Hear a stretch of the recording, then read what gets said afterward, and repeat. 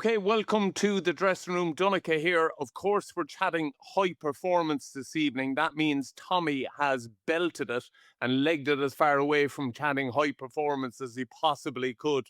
But we do have one of the greats of our game, someone that has done it all, both sides of elite sport in terms of playing it and helping out with it.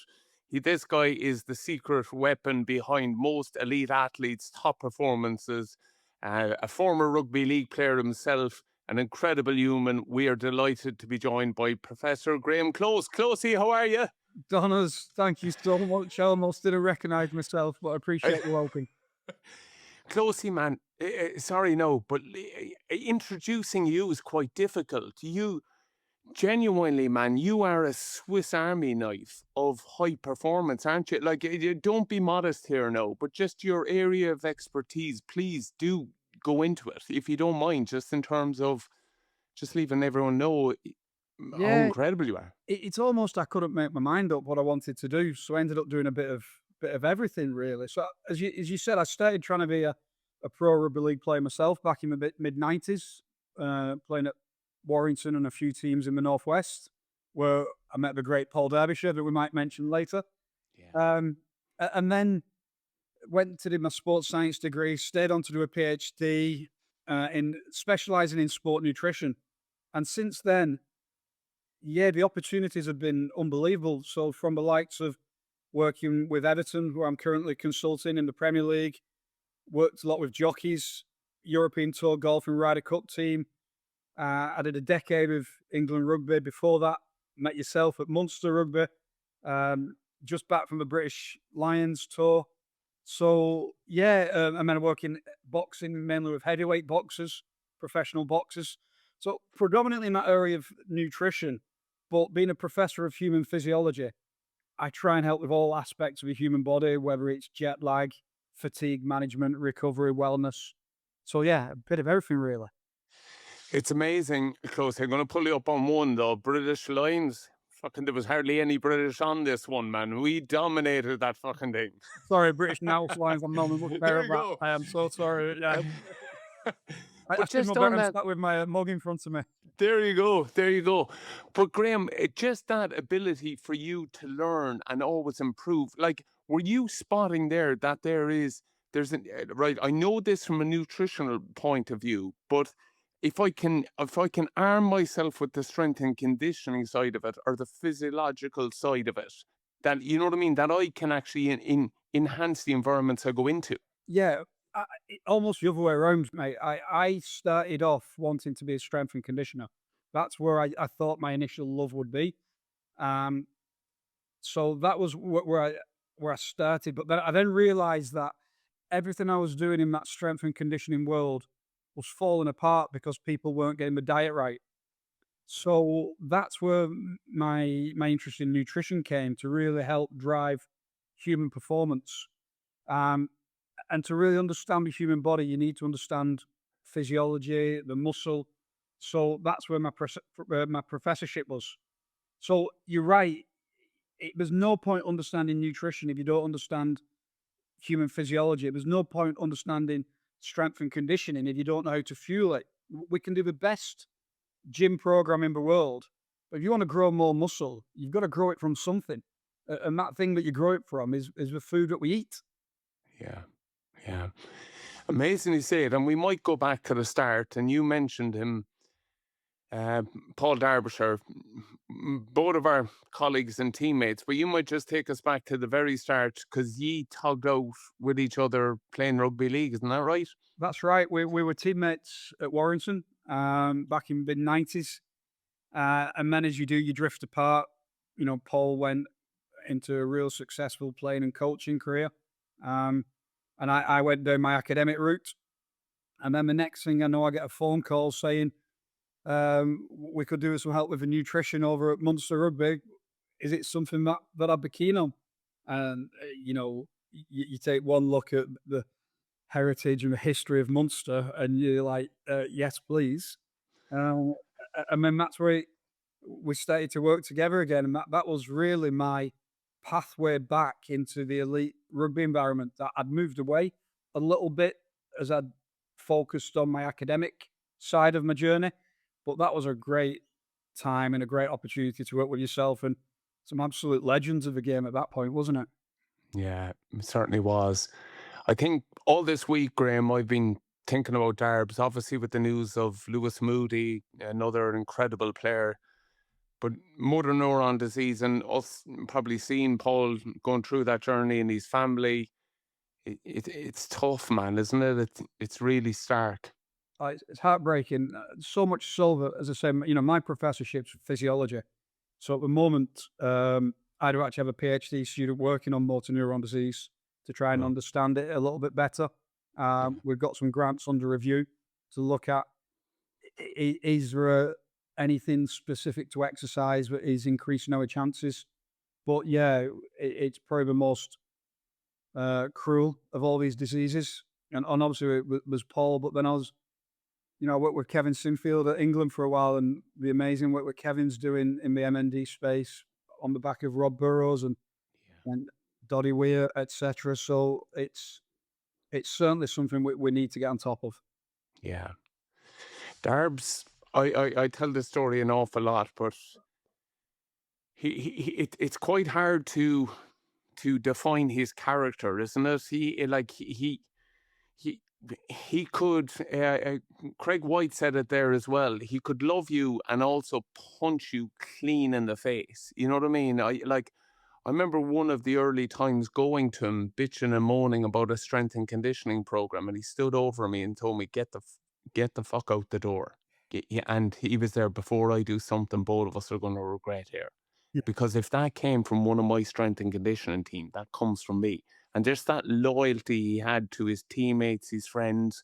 The one I never forget was in our dressing room, there would be a whiteboard and we'd put up certain plays that you want to go, or there's buzzwords or the first 5 minutes or game plan for the first 10 minutes. And he would come in just before kickoff and wipe it all off. And he'd just write something so simple: the work you do for the man beside you makes you a better man. And I remember being like, fuck it, like, you know what I mean? And I think it sums him up. Yeah, he's one of the most incredible people I've ever worked with, and if he hadn't have been taken away from us so cruelly, he would have gone beyond the game, to the top of the game and beyond, and his inspiration would have passed through many other people apart from athletes. Yeah. He was relatively new in his strength and conditioning journey when he was with yourself. He was a few years before that the head coach at Warrington Wolves. People forget that he was also a coach. I don't think he Yeah. wanted to do that. That was kind of forced upon him in a temporary period, but he'd really started to learn his trade, and I was really enjoying helping Darbs as well with the science side of it, because his strength is what you said, his motivation, his Yeah. feel, how he could work out what to say to a player. He knew how hard to push a player. And then we were working quite nicely together on the science side of it. And yeah, I miss the man every day. And still in contact with his wife. And it's great to see that his lad Jack is now got his Super League debut a few weeks ago. Amazing, amazing. Our WhatsApp group was buzzing. You know what I mean? Just to see Darbs go out there, Jack to represent, and Lindsay and love to them, and all the family, of course. But you mentioned how we came across each other.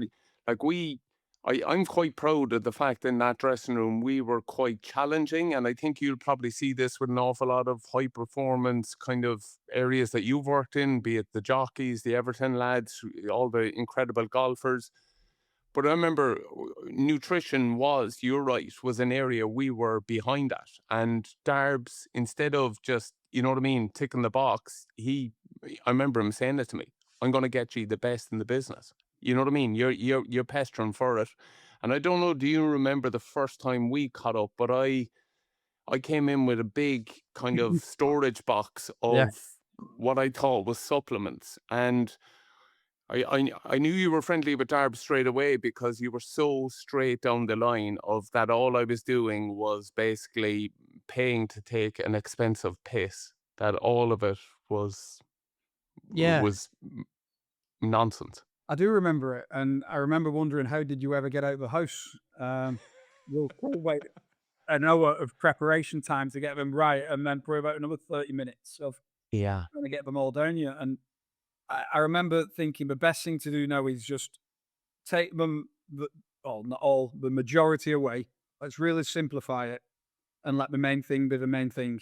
And we're focused on diet for a while, and then gradually one or two maybe got introduced back in. But Yeah. I thought we needed a real clean. Like, let's just start again from the proper base. Well, that's what jolted me a little bit because maybe it was the fact of us moving professional. That we all thought supplements were the answer, and you came in like this honesty, shining light, saying, "Absolutely not. Your nutrition, your food that you put into your body is the most important thing." And I remember coming away from that. And I don't know, do you remember it? You left me with three things. Like Yeah, genuinely, that box is massive.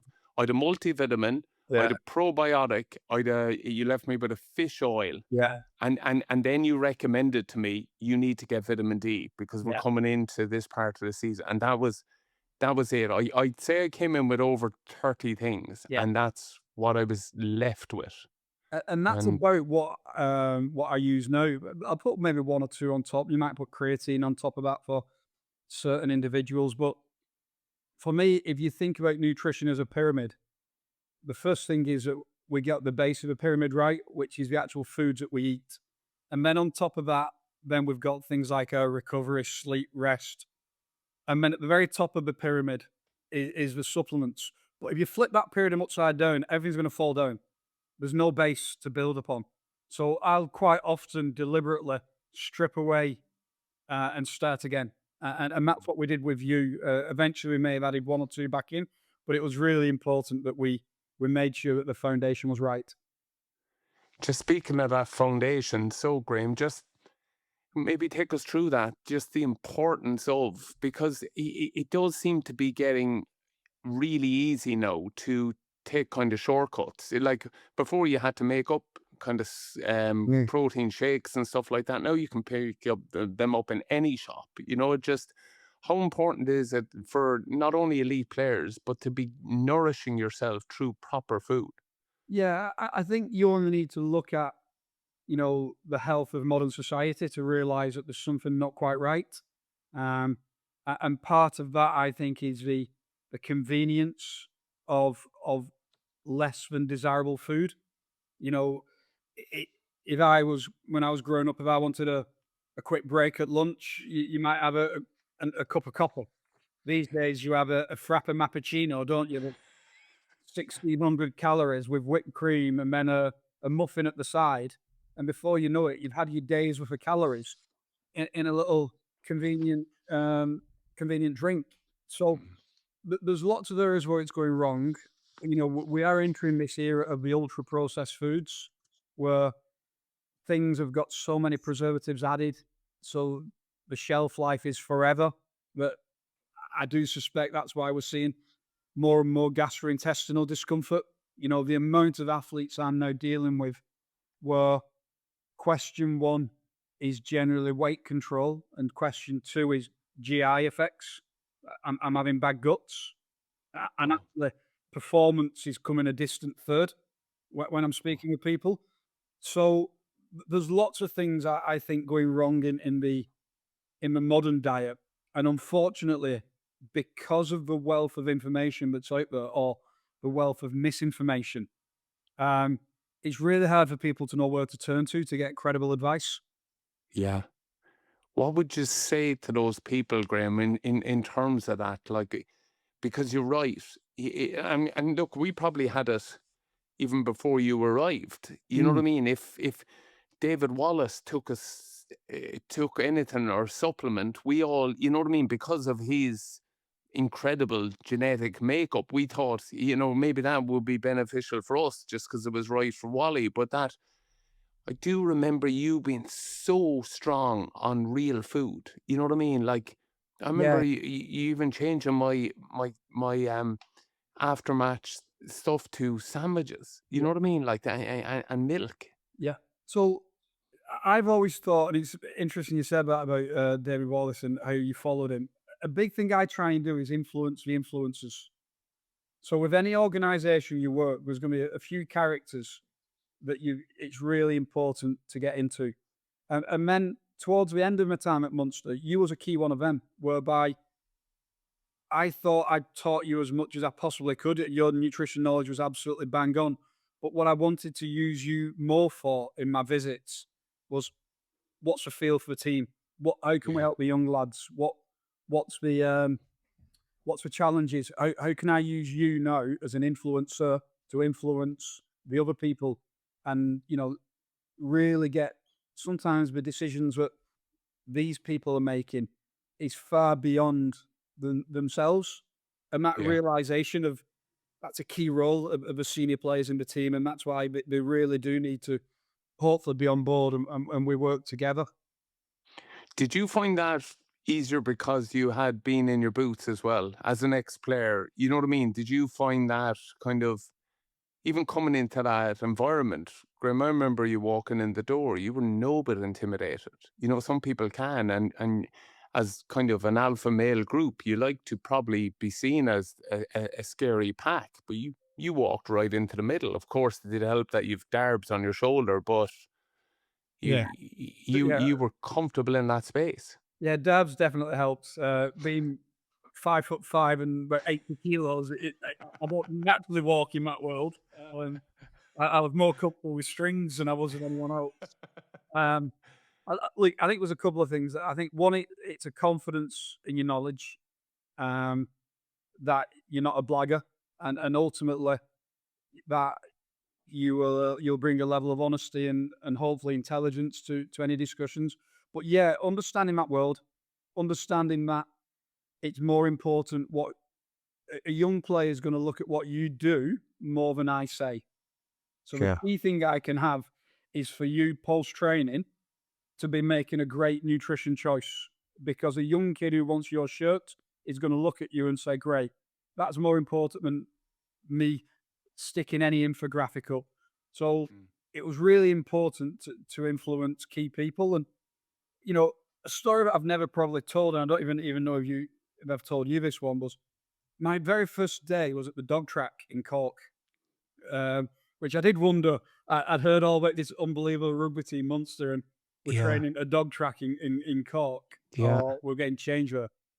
Fuck And it. Like, honestly, Graham, they've just opened a new high performance centre in Cork, man. It's a joy. But you're right, man. yeah, We were eating out of Tupperware down the we were, college weren't we? farm And then walking or flat field, Garryowen. and there was no food at the end, so I remember trying to organise a wagon for some food to come along so we could feed after the trip. Anyway, the point being, Paulie grabbed me that day and took me for a coffee in that dog track, and we sat down and had a coffee.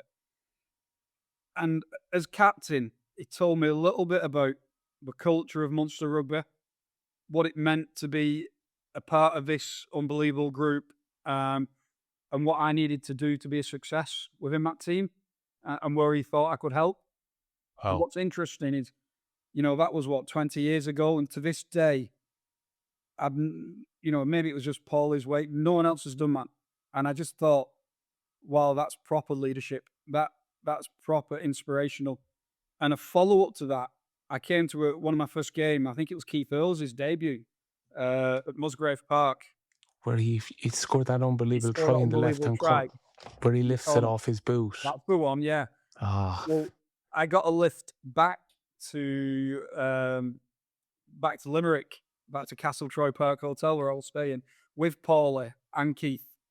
And Paulie deliberately put me in the car with him for that 2-hour journey to speak to me, to get again, one, make me feel welcome, but two, try and help me help the team. And I just like, what, to this day, I've never come across a captain as forward thinking and as inspirational as that man. yeah, regularly say it. O'Connell is an incredible human being. He really is. But I think he was being a cute fucker there too, though, because or else he was just constantly eating Chinese. So he's sticking him in the back of the car with you, chatting about 3-and-1s is probably not a bad call. Yeah, it was probably one of the wisest things he did. I don't know why he ever got Earlsey on board, but when you've got the natural talent of that man, it's a little Yeah. bit different, isn't it? Yeah, absolutely, and certainly, dude. I suppose it was knowledge, isn't it? That was it. That quest to improve and get better, and I think you have to kind of go through it. And I suppose when you're young, it all comes a little bit easier. But when you realize that classic, your body's your business and that you have to take ownership of it. And for me, I don't know, do you remember it? But you gave a presentation in the Dolphin Bar one time.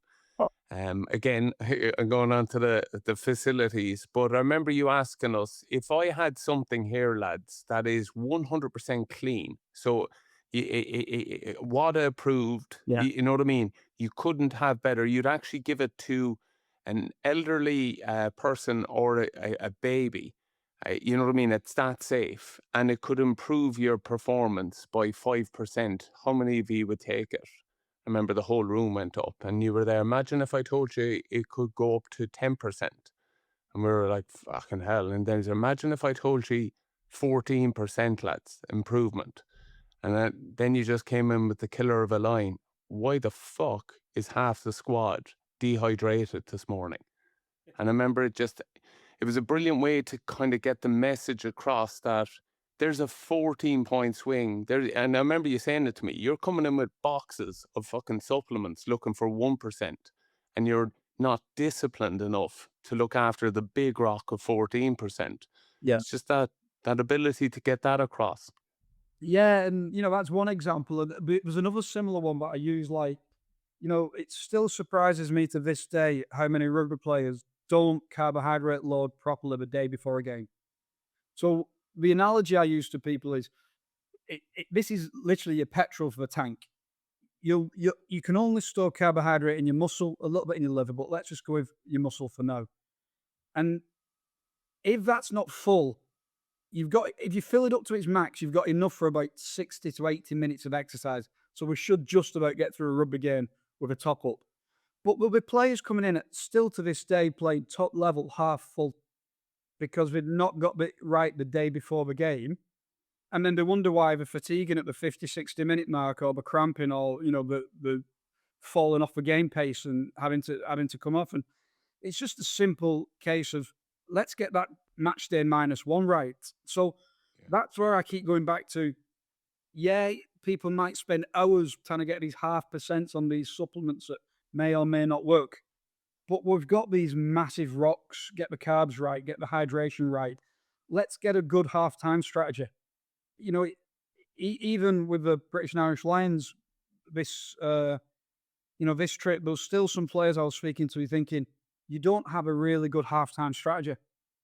And actually, this is one of a few opportunities I can guarantee to get some extra fuel in you. Yeah. Mm. Could So, yeah. Could you give us an example of one of those? We're lucky we would have, of course, you'd like to think the professional edge, but we would have an awful lot of maybe hurlers, footballers, amateur athletes. Halftime strategy could be totally different in that area. But what are kind of some things that you would say for your amateur athlete isn't a bad thing to have at a break?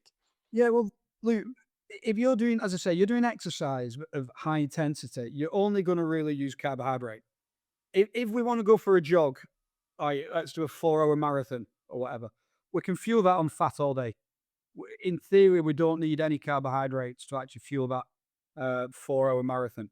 But the way that the modern game of rugby is played, short, sharp, repeat efforts, this is carbohydrate and we're going to run out. So at halftime, we really do need a top up. So it's whatever is the most convenient for the individual to get 30 or 40 grams of carbohydrate into people. Now, that might be some of these sports gels. It might be a bottle of the equivalent of, like Luke said, sport.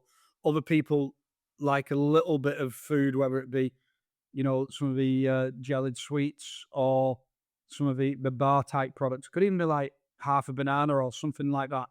But we do need some carbohydrate in that period. Doesn't need to be a huge amount. We don't need a picnic.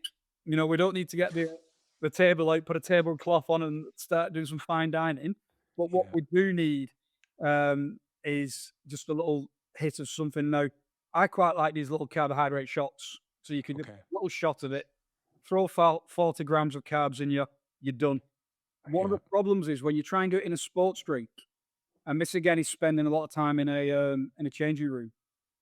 The lads will go back out, and I always hang around in the changing room when you go back out to just observe.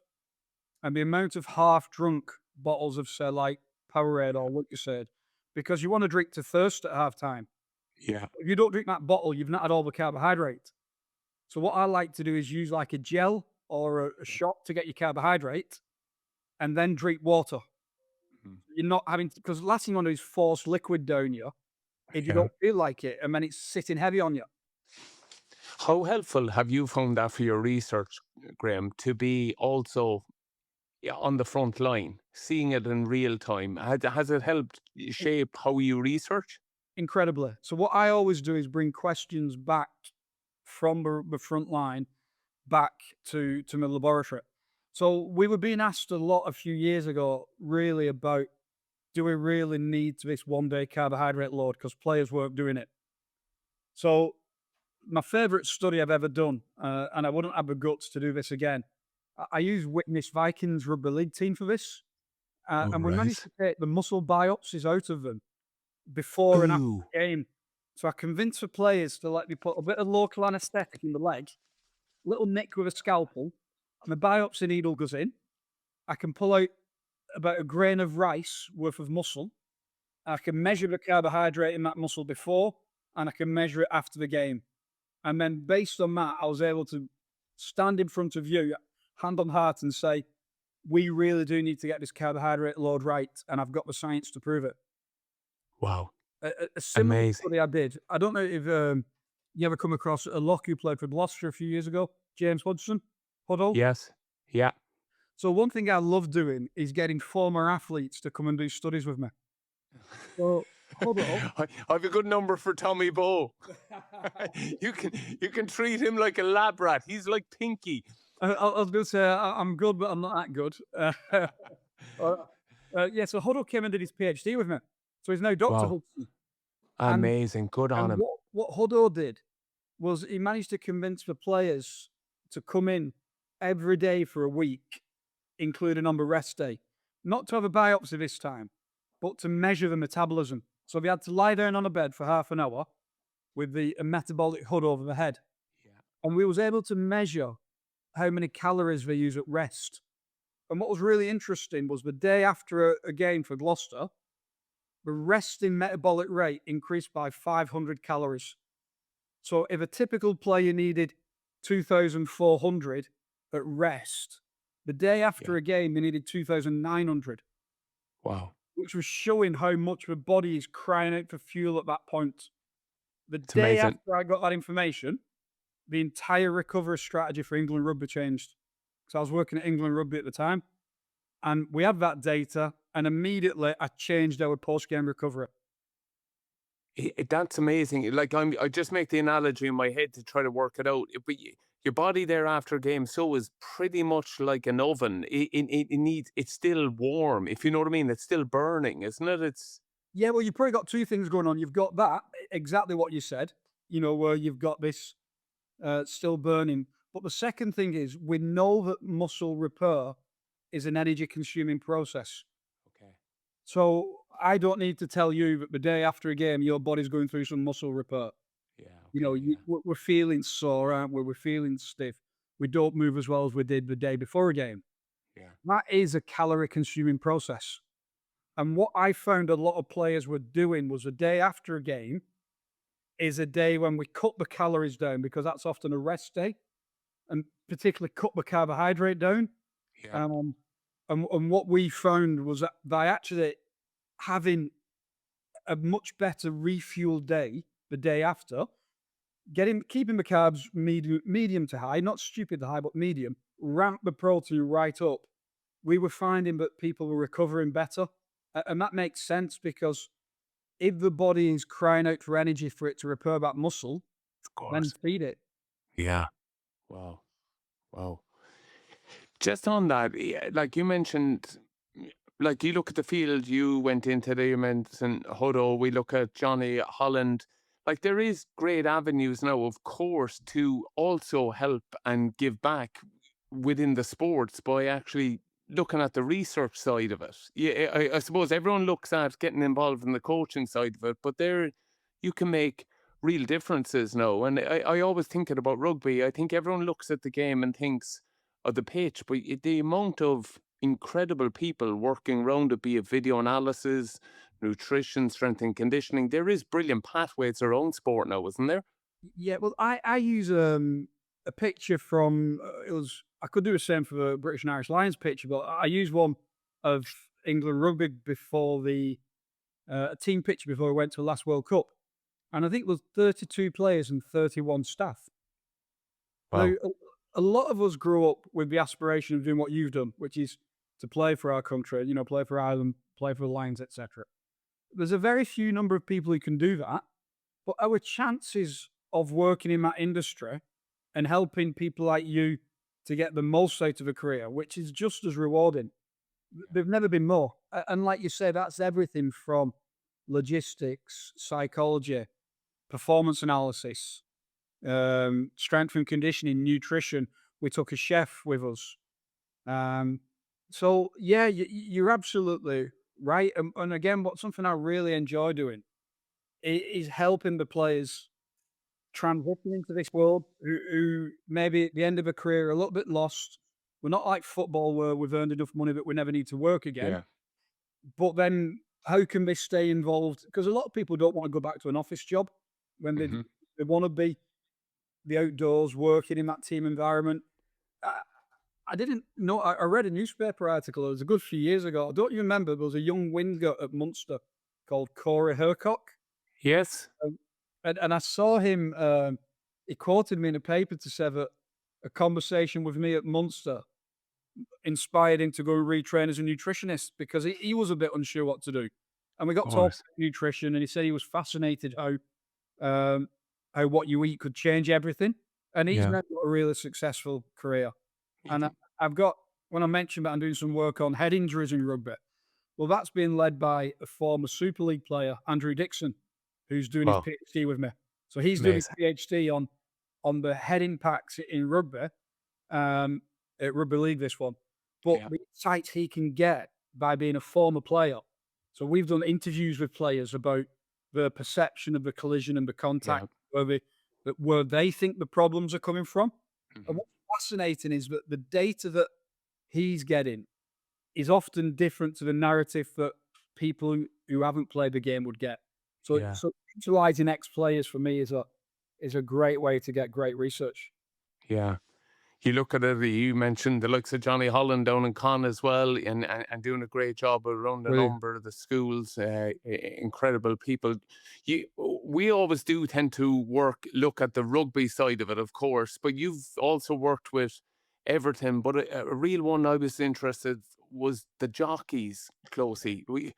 Because whatever about us where you're trying to probably put on mass and you know what I mean, it is a little bit different, but making weight, yeah, those kind of sports, boxers, jockeys, you know what I mean, martial arts, we have to make certain weights.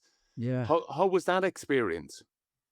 I think jockeys have it the hardest diet wise of any athlete. Um, the first thing we needed to do was convince people in the industry that the jockey was the athlete and not the horse, because there was a perception within the industry that actually the jockey's really not important. What? You get the best horse, and as long as that jockey can make weight, almost the provision of care to that individual wasn't maybe where it's certainly not where it is today. So we was really keen on this concept of the jockey athlete, so much so that you can probably still see it online somewhere. We got a jockey into our labs here and did a series of fitness tests. I think it was against Tom Van Dell, to Wow. show how fit the jockey athlete has to be. You've got to remember that a young jockey coming through, um, might have to ride under 8 stone with the Wow. claim that they have. Now, historically, jockeys were tiny people. Mm. Often, if you look back at the history of it, often they were the malnourished farmhands. So there was often really small individuals. But these days, I've got people rocking up to my lab, 6 foot, Wow. wanting to be a jockey and saying, "How do I get to under 8 stone?" Wow. Which is certainly a challenge. Yeah. But it's funny you mentioned it. We were lucky enough to be in Irish camp, and Ruby Walsh Yeah. had picked up an injury, and our we had a kind of prehab rehab physio, Brian Green, who would come over from the Steelers and was spending an awful lot of time with us. But I remember him coming back after his first session with Ruby Walsh, and his mind was blown. He was Yeah. there like, this is a different level. He was there, this guy's core strength, his stability, his ability to back up efforts. He was there, this guy would leave you in his wake. And you're right, I don't think sometimes we see the incredible athletes that these people are as well. Like 100, what is it, 50 miles per hour, holding on, you know what I mean, on a plank, man. You Right. fucking, I'm tough, mate. You know, you talk about being tough, and everyone thinks each of us sport is tough, don't they? And yeah, you said to a jockey about what you do, yeah, they would think that you're mad for getting your head in that scrum. But if you think of a jump jockey, where I think it's something like one in 12, 1 in 14 rides will come off. Some yeah, of these are having 4 to 6 rides a day. So you're basically getting your head around every 3 days. You're coming off a horse at high speed yeah, wow. with a chance of another horse standing on you. Um, and you talk about mindset of all the. I didn't do a lot with him. It came to help with promoting our research, but was lucky enough to have AP McCoy in our Oh, labs. And if you talk about a winning mindset, yeah, there's not many got a better winning mindset than that man. yeah, You think about the reason why he's the best of all time is because he would do whatever it takes to win. He would take rides that people wouldn't want to mhm, get a win at because winning meant everything to him. mhm. And what's really cool about my world is on one day I'm working with a jockey, learning things like from the likes of AP. And then I might be in at Everton and I can translate some of that knowledge, and really keen on like taking lessons from one sport and taking it into another and seeing what we can learn. Absolutely. Tell me, how did you navigate the stereotypes though with jockeys? Because I do think there is maybe, yeah, the weigh room, you know what I mean? Maybe there's a bit of pressure within, and maybe of the past, like when it comes to fueling right and taking your nutrition serious. In no way, I know Ruby was all over it. I got to spend some time with him on the radio. We did a show together, but I remember we went for lunch and we weren't on till 6 o'clock. And I got a wrap to take with me because I know I'd be hungry before the Yeah. show started. And he burst out laughing. He was there, you've just had your lunch and you're thinking of food again. Yeah. He couldn't believe it, you know? Yeah. Um, Two things, and one of them we've already mentioned: influence the influencers. So we was really lucky that one of the local jockeys to hear, a guy called Franny Norton. Franny was riding still in his 50s, and he was a massive supporter of what we were trying to do. And so he would be turning up to a weighing room with pre-packaged food. The second thing we did, and we had to go to get funding from Sheikh Mansour over in Abu Dhabi to do this. No So, way. so one of my studies was actually funded by His Highness Sheikh Mansour bin Zayed Al Nahyan, to give him his full title. Um, and I had to say that live on Abu Dhabi TV. When he's paying, you'll say it for right every day of the week. Closely. This lad from Wigan trying to make sure that you got that right without offending anyone. Um, so we got some research funding from Sheikh Mansour to do a study where we recruited about 30 jockeys who were keen to do it a better way, and we provided all the food for 12 weeks. So every single meal Wow. we got made, and right, you eat that, you eat that, you eat that, breakfast, lunch, dinner.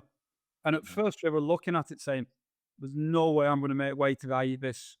I'm Yeah. like, if that's all you eat, I promise you, you will. So they were struggling to get across, like, I can't eat breakfast. I'll just have 6 digestive biscuits. Yeah. Like, well, actually, you could have an omelette for the same, Yeah. and then you feel. So that's what we did. And we did this study where, and that meant the jockeys were going into a weighing room taking food. And then there's a conversation. Why are you eating that? Oh, I'm doing a study at John Moores. And before you know it, we had a queue of jockeys wanting to come into the university to be a part of our study. And they were desperate for help. Wow. And, I think we did manage to really change, change a lot of things. But one of the things that we also did was we talk about in behavior change, capability, opportunity, and motivation. So have people got the capability, so the knowledge, there's more than that, but let's say knowledge for now. have they got the opportunity and have they got the motivation? Now, with the jockeys, often they didn't have the opportunity, and Yeah. that's because the food at the racetrack was pie and chips. So they just weren't Yeah. eating anything. So one of the big thing we did was change all the catering guidance for all the race courses, and we came up with a set of minimum standards. So suddenly now at the weighing rooms, instead of pie and chips, there was things like omelets and salads and fresh salmon and some really top food. It's a little bit again, go back to when I first got to Munster and, you know, it was one thing saying you must eat good food after training, but the Yeah. opportunity wasn't there. No, we were having carveries. Yeah, it was nipping for a carrot. I was Yeah. nipping in the student canteen at UL, weren't we, for a while? Yeah. And Mm. so sometimes we always think with behaviour change, it's about education. Mhm. It's that C side of it, the capability. But we often forget that sometimes changing the environment, changing, increasing the opportunity to make good choices can be just as important as the education piece. Yeah. Graham, we have to chat about the Lions. An incredible tour, I could imagine, to go on. One, to get experience of those type of players, but I just want your take on Andy Farrell because, yeah, there's no doubting in Ireland that we have one of the best coaches in the world. But when it comes to getting people to kind of verbalize it, best we've ever got is he just gets it. And in a weird way, I understand that, but maybe you could kind of shed a little bit more light on what makes Andy Farrell a point of difference. Yeah, he's an incredible human being. You're exactly right, and I'm very lucky that we go back a long way, myself and Andy, without really ever touching. Oh, Um, so his dad used to coach me for a start. no. So Peter Farrell was a very good amateur rugby league coach Wow. back in the day, and he selected me for county squads. He was a county coach, so and then obviously I've been fortunate to work with Owen for a long time, and I did play against Andy once. There was only once that we actually shared a field, but so we go back a long way. What makes him? He's one of them people who, when he speaks, you listen for a start. Um, and when you say he gets it, for me, he really gets that. You cannot be at that level all the time, or you Yeah. burn out. Okay. And it's about highs and lows, isn't it? And it's about peaks and troughs. And I think when people say he gets it, he knows when we need to be here, but he Yeah. also knows when you can smile and relax, and it's fun to be around. Hmm. Um, and you can just you can be yourself around him. I remember we met up in Dublin, uh, and he said, "Closer, can I have a word?" Oh God, I'm in trouble already. How have I done?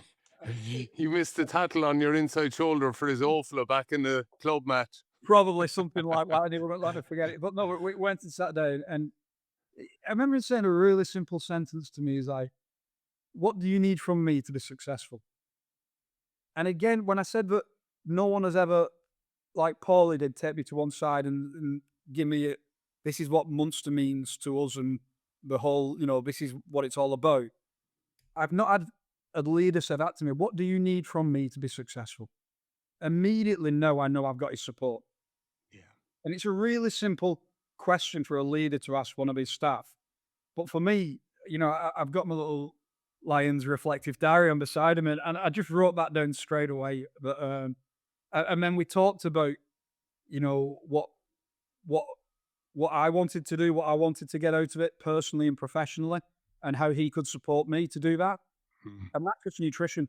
Can't imagine how he made the players feel, but he made me at that point feel so important to that team and that journey they were going on that you'd have done anything for him. Yeah. I think a big thing that I see is different now is his ability to embrace vulnerability, whereas I suppose we would have looked at that as weakness. We chat about this a lot, but Yeah. Andy wanting to know your flaws and wanting you to nearly expose yourself so that you know what I mean, that everyone knows it, so that everyone can help everyone, and I suppose that's what he's probably doing in that moment as well, leaving you know that, you know what I mean. I'm there to support and help you in any way.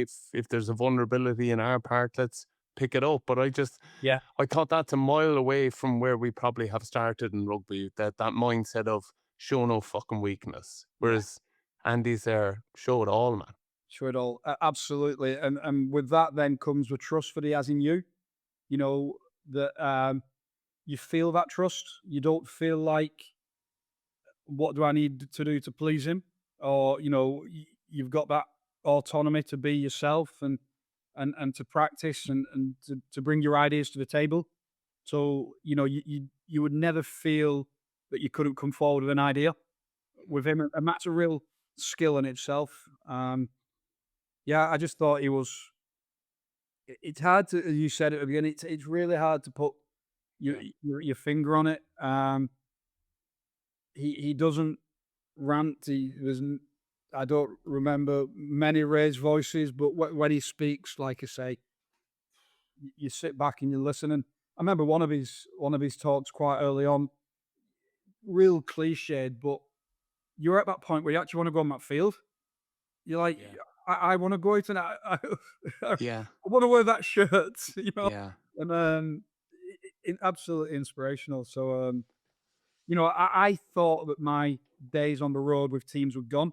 So I stopped after England, the last World Cup, but to concentrate back on my university job. Yeah. And then I got the phone call from Andy himself. Andy gave me a call to say, "Do you fancy this Lions trip?" Um, and the opportunity to learn from him was just something that was not just because of Lions, but Of course. and do you know what? Yeah, it hit it surpassed every expectation I would have had. Yeah. I found it quite mind blowing when I was lucky enough to go on a tour, just for the difference in how the players prepare and get ready. We might put on the Mm. Irish goggles, but you might just take us through some of the Irish lads you were around there, the likes of, we see his performances, the likes of Andrew Porter, maybe Jack Conan, who has an interesting you know what I mean? His nutritional fueling is very different to the standard of rugby players. Just how did you get on with the Irish lads? I got to be careful how I word this. I'll word it well. You fucking better be close. If you're slagging No, us off, no, man.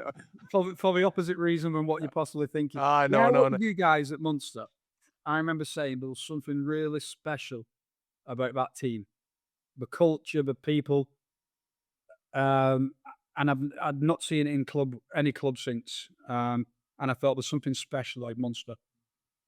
I've left the British and Irish Lions thinking something special in Irish rugby.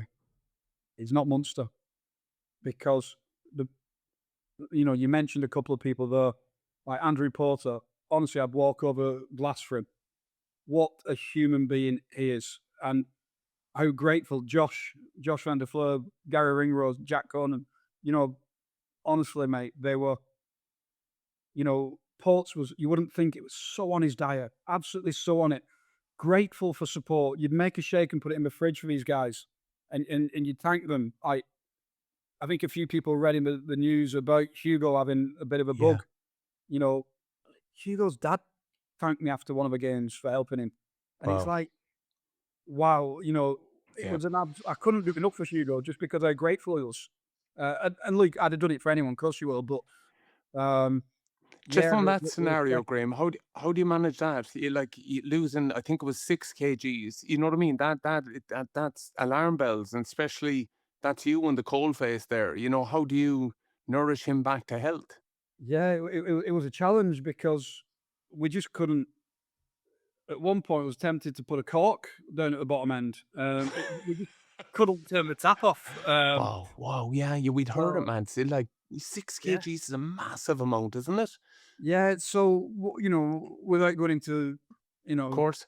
too much detail or Yeah, anything, we yeah, would you know trying to give him the confidence that this is the best foods you can eat at this moment, even if it's not going to stay in. At least we're nourishing you. We know what foods are most likely to be absorbed highest up the GI tract, so we're trying to get them nutrients in.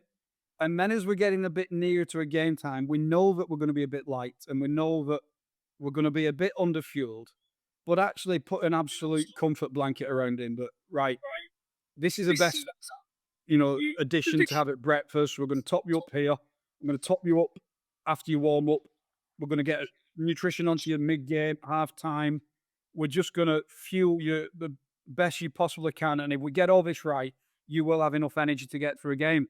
And, Yeah. I think that first game back, we got him through about 65, 70 minutes, which was Incredible. absolutely incredible. Look, I'm not going to take any credit for that. That is a sign of a man about, he just ran himself to absolute Yeah. empty the tank. And you know what?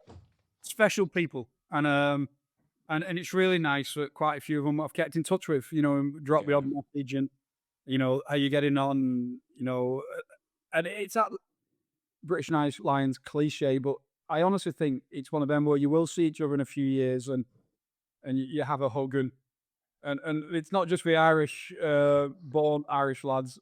Oh, Yeah. if there's a better person alive than Mac Hansen, I've not seen him. What a character that man is.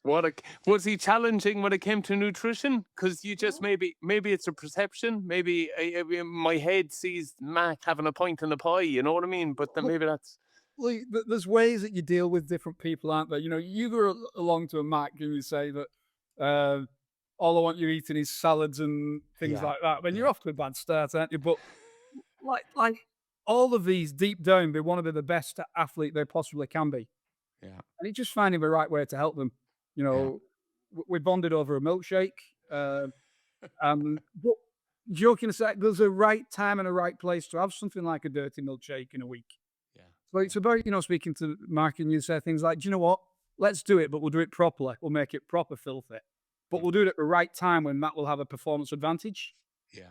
as opposed to saying, no, we don't do it. Yeah. And Luke, yeah, we had a special bond. He quite likes a bald head. That bald head of mine was able to I can on I can numerous imagine occasions. tormenting you. I mentioned there Jack Conan. Does he still follow a kind of vegan diet, which I would imagine is challenging within the environment, or is that no longer the case? Not strictly, but a Okay. very good diet. And also Jack's got Yeah. the advantage that his wife's dietitian. No way. Sure, Yeah, you were sorted. You know what I mean? so that's The quite job's a easy. good one. And again, I found him unbelievable to work with. He just looks like a proper strongman, doesn't he? Like an old fashioned rugged. He can lift anything. I just thought Jack was amazing, and he was really engaging. Bringing ideas, bringing conversations. Honestly, I thought there was all really, really special. And it's quite clear to see why Irish rugby is performing so well at the moment and number one, number two team, wherever you're at the moment in the world. It's not only the culture, the work ethic, um, you know, athletic wise, I was really impressed with all of them. But they get great nutrition support. A lot of them in the clubs. So I know that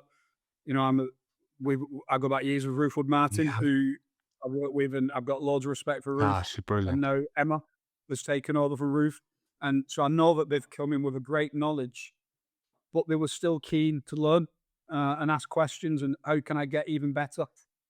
Which for me is that what's winning? Well, winning's that quest to get better every day, isn't it? And them boys certainly are winners. Yeah, absolutely. Hopefully not this weekend, though. Closely, to be fair. Come on, the Munster lads.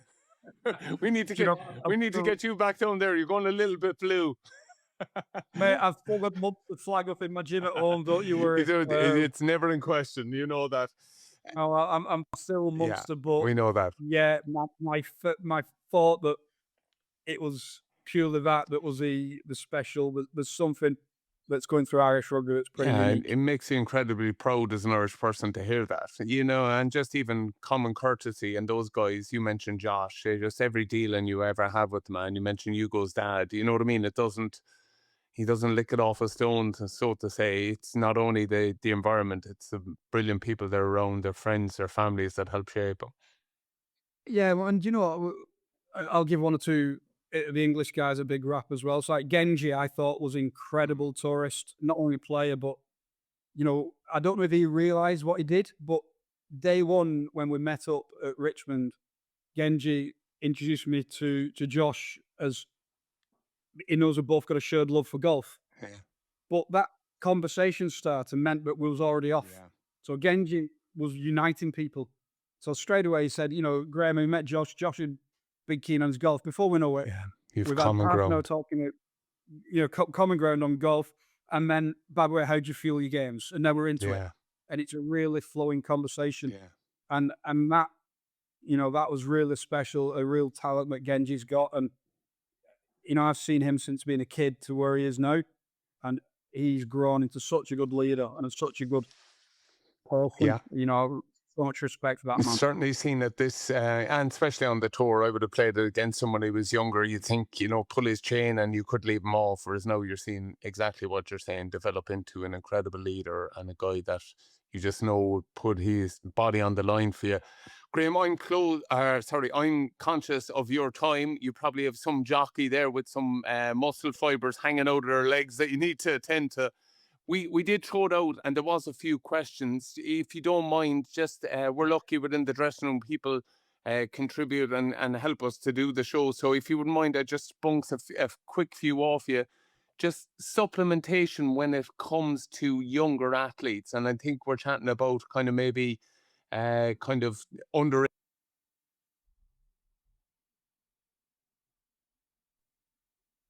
an underage athlete, or is that like you've always believed, true food? Predominantly through food. You can make a good argument in the winter months, like you touched on earlier, for a vitamin D. Yeah.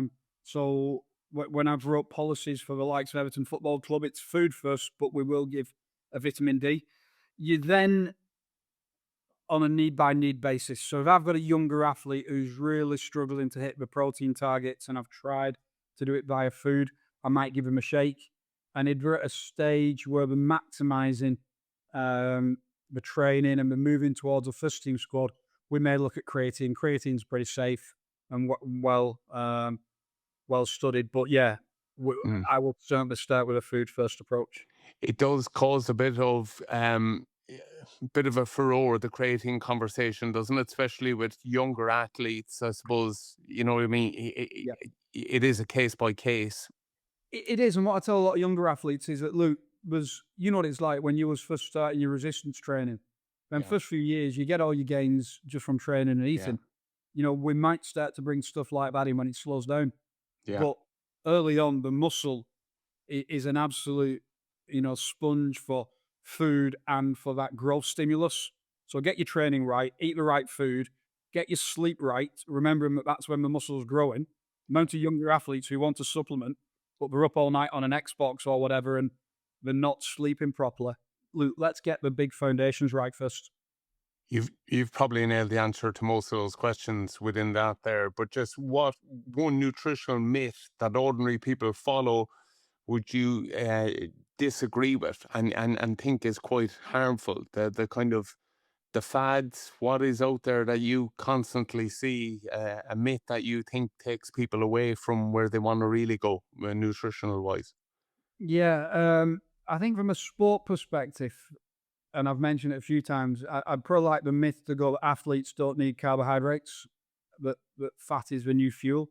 From a sport like we're playing in, and then from the general public, this myth that's coming in that calories don't matter. It's about whether you're on a low carb or a whatever diet. Calories still do matter. The issue is there is certain ways of eating where your appetite will mean you just eat loads. So if you eat rubbish foods, you will just overeat. So you'll eat a lot of calories. Where if you eat healthy foods, it's very hard to overeat on salmon, vegetables, and broccoli. Do you know what I mean? So calories still do count. It's just hard to overeat if you eat the right ones. I'll never forget it. I'm going back to him, but Darbs, you know what I mean? We'd call down Yeah. to the house and he'd have a massive bowl of broccoli, and he's there. Yeah. No one ever died from broccoli poisoning. Get it into you, lads. You know what I mean? It was just, and he's right, because that feeling of fullness is what we're going to need to get from them high fibrous foods. So if you eat a big bowl of broccoli with some salmon, then chances are you're not going to be jumping on a chocolate bar an hour later. So yeah, getting these highly nutrient dense foods into us is so important.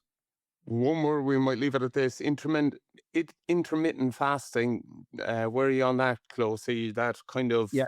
cutting carbs, or a best strain for losing weight, or those time windows? How do you feel on those?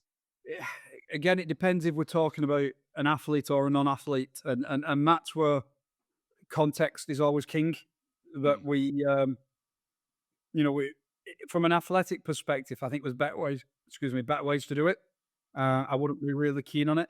If we're talking about um, Joe Public, who just might want to lose a little bit of weight, then actually, these windows of feeding, you can make an argument if you're the type of personality who would rather eat two proper meals a day than three or four small ones. So again, it's about calories. It's not about, for me, that prolonged window of fast. But if I'm only eating one meal a day, the chances are I'm not going to eat all the food that I would have had in 4 or 5 meals in the day. So that when time restricted feeding within a given window, for most people, the data shows reduces the amount of food you eat. So for Joe Public, maybe. For an athlete, I don't think it's optimum to maximize performance. Very good. We have torn the ass out of your time, Graham. Honestly, thank you so much for being so giving of it as always. And on a personal level, thank you so much, man. You pushed us always to think better, to really look at those big rocks instead of fucking fooling ourselves, man. I really enjoyed our conversations because you were so honest and nearly abrupt with me. And I think you helped shape me and push me on as a rugby player. I was a player that needed to go beyond myself and make sure I was doing everything right. And having you in my corner certainly left me do that. So I'm so, so grateful to you. I wish you continued success. It is incredible to see everything that you're doing on the research side of it. It makes me excited to hear that you're studying into things like head traumas, motor neuron disease, things like that, because with good people like you that there can be change made. And just want to leave you know that we love you a bit and so, so grateful. Thank you so much. And Donncha, thank you. Thank you for giving me the chance to reflect on that real special time in my life, which the Munster days and the British and Irish Lions. There were, yeah, two points in my career that I'll never forget, and it's great to talk about it. Yeah, plenty more to come for you, Closey. Thank you so much. Thanks, mate.